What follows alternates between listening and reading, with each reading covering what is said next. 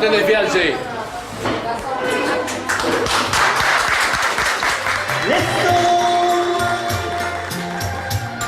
La plage romantique. Allez, viens, m'épouser. Viens. Quand t'étais petit, ton film préféré, c'était quoi? Scarface. Avec Al Pacino.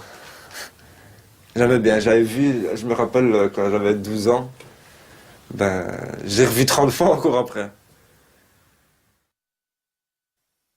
J'ai un trou ici. Quand j'étais petit, je jouais avec un copain, on avait fait un feu et il y avait les bâtons. Et on avait mis le bâton dans le feu, donc ça faisait un bout rouge, quoi. Et on jouait comme ça. Et lui, sans faire exprès, le con, il fait ça, puis il fait... en faisant ça, ça fait... il m'a brûlé. Et ça fait une cloche.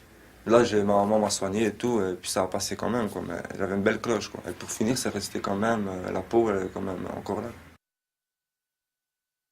J'étais en 6e primaire. Je m'étais bagarré avec un type. Je m'étais battu avec un type, quoi. Enfin, battu le truc de gamin, quoi. Et moi, j'étais fort nerveux. Tout ce que, quand on m'énervait, ça sortait directement, quoi. Impulsif, j'étais caractériel, je savais pas me contrôler, même n'importe qui, j'aurais une brique ou quoi, je la somme direct avec, hein, une fois que je suis nerveux. Et là, l'instituteur, il me punait à moi. Et lui, il était derrière une fenêtre, il était en train de rigoler et tout, il se foutait de ma gueule et m'insultait encore. Et j'ai mis mon poing dans le carreau, et là, j'ai eu cette ville et un félicé, quoi. Comme une fois ici. Vous voyez les trucs pour nettoyer les biberons? C'est quand même, comment dire, c'est des trucs en plastique dur, des poils en plastique dur. Elle nettoyait. Et je savais plus, j'avais ennuyé ma maman. Pourquoi, je sais plus. Elle s'est retournée, elle me l'a lancé comme ça. Et il a été planté ici. Hein. Il est resté planté ici, le truc. Hein. Il est resté là. Moi, je l'ai enlevé. Et j'avais tous des petits points comme ça.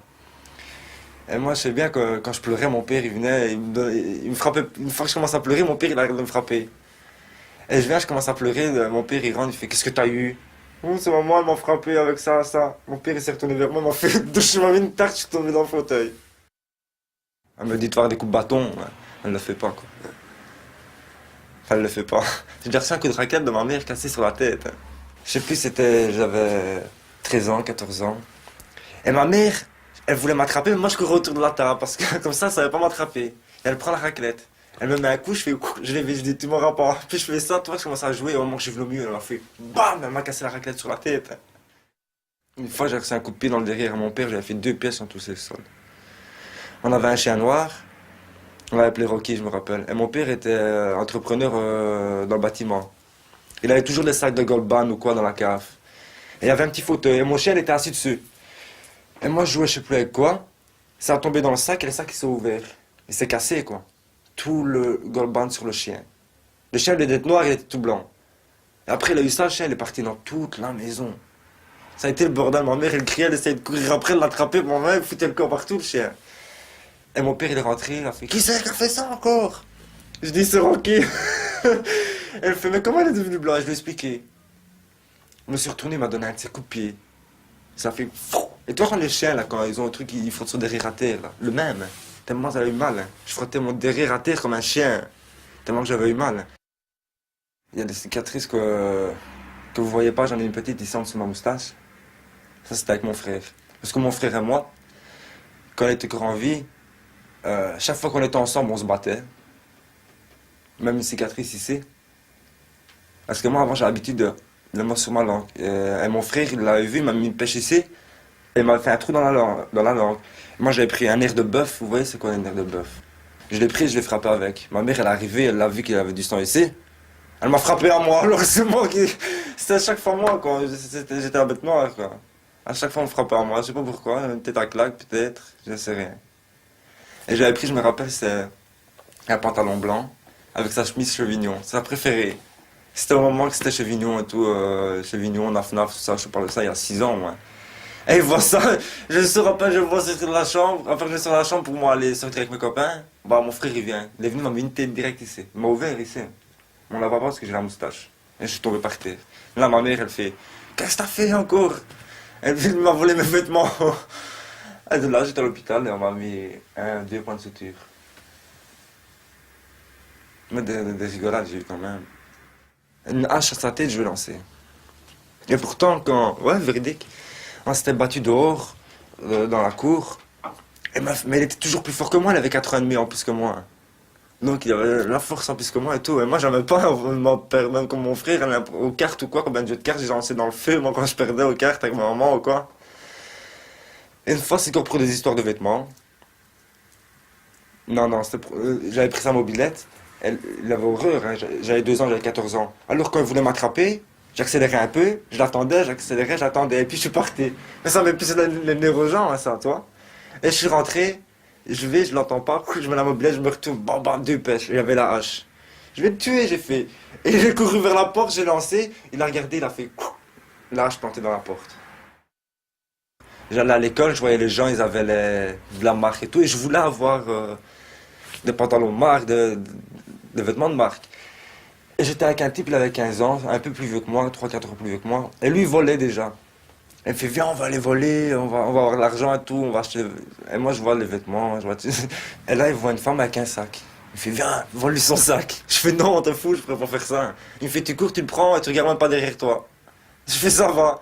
Je cours, je prends le sac, j'arrache le sac, la poignée, elle casse, la femme, elle tombe, je vois ça. J'étais mal.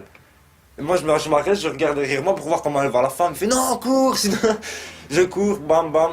Je cours 200-300 mètres, on commence à compter l'argent, la police elle vient, il y avait une description, bam, ils nous embarque. La femme elle nous reconnaît. Puis ils ont appelé mon père. Mais moi je dis, non, appelez pas mon père, appelez ma mère. Parce que si ils ont appelé mon père va me tuer ici sur place. Parce que ma mère était plus laxiste quoi. Ils appellent ma mère était pas là. Donc ils sont obligés d'appeler mon père. Ils appellent mon père, ils étaient quoi, à 1 mètre, 1 mètre et demi, j'entendais déjà mon père, il criait au téléphone. Il dit ça va. Et entre temps, ils ont appelé ma mère. Et ma mère, quand mon père est arrivé, ma mère était sur le chemin pour venir. Quoi. Il me fait voilà, il vient après moi, le gendarme. Il fait voilà, ton père, il va arriver bientôt. Quoi. Dans 5 minutes, même pas, il est là. Moi, j'attendais comme ça. Les 5 minutes, il passe, ça faisait tout. Mon cœur, il sortait de ma poitrine. Parce que mon père, il me frappait souvent, c'est pas ça. Hein. C'est de la peur, le respect. Mais je sais bien que j'allais me faire frapper de toute façon si c'était pas ici, c'était à la maison. Parce que je veux dire, si des claques ou quoi, mais c'était logique. Alors, puis il me dit, ah, ton père, il est là. Je fais ça, je fais tout blanc. Je regarde direct le sol. Parce que mon père, si je le regarde dans les yeux quand je suis en tort, ça l'énerve plus qu'autre chose. Hein. Donc là, j'étais en tort, je regardais par terre, je regardais le sol comme ça. Je vois les gendarmes, ils s'écartent tous. Je lève ma tête, on mange, je lève ma tête, mon père, il met une tarte comme ça ici. Ça fait BAM! Mais vraiment, ça fait BAM sur le bureau. Le gendarme, il vient, il me fait, tu veux porter plainte? Je le regarde comme ça, mais je dis, mais vous êtes fou, vous portez plainte comme mon père. Je pleurais, mais d'un côté, j'étais content, ça me prouvait qu'il m'aimait quand même. Parce que s'il n'aurait rien à foutre de moi, enfin, façon de parler, il ne serait pas déplacé jusque-là, il ne m'aurait pas frappé. Je viens d'avoir 16 ans, en 96, fin 96, début 96, ouais, de 11 décembre 96, mon frère s'était pendu dans le grenier. Je me rappelle, c'est chez mon père, on m'a téléphoné, enfin, Léo m'a téléphoné chez mon père. Enfin, on a fait... Ça m'a marqué vraiment beaucoup. À partir de là, je commençais déjà à péter les plombs. Et après, le tout, c'est que 3 mois après, ma mère, elle a un accident de voiture grave. Elle est restée 3 mois dans le coma, 1 an d'hôpital. La miraculée, quoi. Alors, j'ai commencé à péter les plombs. J'ai su ça quand elle a eu l'accident, j'étais à Wautier-Braine. J'ai fugué, je suis resté 4 mois en fugue. Et pendant les 4 mois-là, ben, j'étais mineur encore, je venais d'avoir 16 ans, 17 ans, j'ai commencé à faire des conneries. Quoi. On va au Blitz, une bagarre. Tout a commencé, on boit un verre tranquillement, tout. C'est toujours avec des Anglais ou des Hollandais qu'on a, parce qu'ils nous aiment pas, les gens là-bas. Hein. Et là, devant, il y a une terrasse, ça s'appelle le Cosmos, parce qu'on mange de poulet à la main, tout ça. On mange, il y avait 3 Anglais qui étaient là, mais il y avait personne avec nous. Et chaque fois qu'il y en a un qui terminait sa phrase, il disait fuck. Mais moi, ça me met les nerfs, ça veut dire que je t'encule le mot là. Mon copain, celui qui se bat tout le temps, qui a bien se battre, lui, il ne trouve pas de mieux non plus, lui, à se lever. Il se lève, donc il va à la table des gens, il les regarde tous les 3 comme ça, il fait manque un mot d'heure. J'ai besoin de mère, il dit, comme ça, à bagarre. Donc nous, on fait la bagarre avec ceux-là, on rentre, et ils avaient des copains dans la boîte, tout ce qu'on était rentrés, et eux, ils avaient été prévenir les autres. L'autre, il vient par derrière, heureusement que je l'ai vu, hein. Il vient par derrière, il veut donner un coup de couteau à mon copain. Mais moi, je l'avais vu. Donc, je l'ai poussé, en même temps, j'ai fait ça, et il m'a accroché avec le couteau. Mais moi, j'avais pas senti, parce que j'étais saoul, je n'avais pas senti. À ce moment, je fais ça, je retire, bon, plein de sang. Je tombe dans les pommes. Mon copain m'a pris, m'a ramené au camping, et on est revenu, quoi. Celle-là, je l'ai dite. Celle-ci, je l'ai dite. Celle-là, je l'ai dite. Celle-là, je l'ai dite. Celle-là, je l'ai dite. Celle-là, ici, je l'ai dite. Et puis, encore laquelle cicatrice, celle-ci. À la mer encore. Ah, toutes mes cicatrices, ils viennent de là. Mais je vais plus maintenant. Depuis que j'y vais plus, j'ai plus de cicatrices. J'étais dans une bagarre encore, toujours la même boîte pour finir, on a été jeté. Il y avait un copain à moi, il y avait une femme, une grosse, une... On était là pour rigoler, quoi. Elle était avec deux, trois copains. Et mon copain, il vient, il fait à quelle heure ils ouvrent les boucheries? Et il demande comme ça à la grosse, quoi. Elle fait oh, le matin, à 9h. Je dis ben non, hein. Comment ça se fait que les boudins sont déjà en vente? Il lui fait bon, la femme, elle a été dégoûtée, elle lui dit c'est une grosse et tout, un boudin. Son mec, il entend ça, bagarre. Moi, je viens pour séparer, il me casse le verre à moi ici. Et ça m'a fait la cicatrice là, puis ça continue en bagarre. Commissariat encore à la gendarmerie là-bas à Ostende. Il dit mais vous, comment ils nous appellent à nous, les Wallons, ils nous appellent parce que c'est comme ça, ils nous appellent tous de Charleroi à la mer. Une fois qu'on a un contrôle, c'est fini. Ah, vous êtes de Charleroi, c'est tout le temps comme ça, ils posent des questions, ils nous fouillent de la tête aux pieds. Ouais, c'est encore vous. En plus, il n'y a même pas un an d'ici, vous avez fait bagarre avec des collègues et tout, vous arrêtez plus. Interdit de séjour, on va vous interdire de séjour, vous les gens de Charleroi ici. Moi, quand j'arrivais que je faisais un hold-up ou un truc comme ça, je parlais gentiment, moi, à la personne. J'ai jamais eu de dommages moraux, dommages physiques, rien. Jamais donné de coups, rien. Je parlais toujours gentiment à la personne. Bien sûr, je ne vais pas lui dire, ouais, ma biche, tu vois, je veux dire, je disais, écoutez, vous faites ce que je vous dis, il n'y aura jamais de problème, rien. Vous m'ouvrez le coffre, vous ouvrez tout ce que je vous dis, vous n'aurez pas de coups, il n'y aura jamais de problème.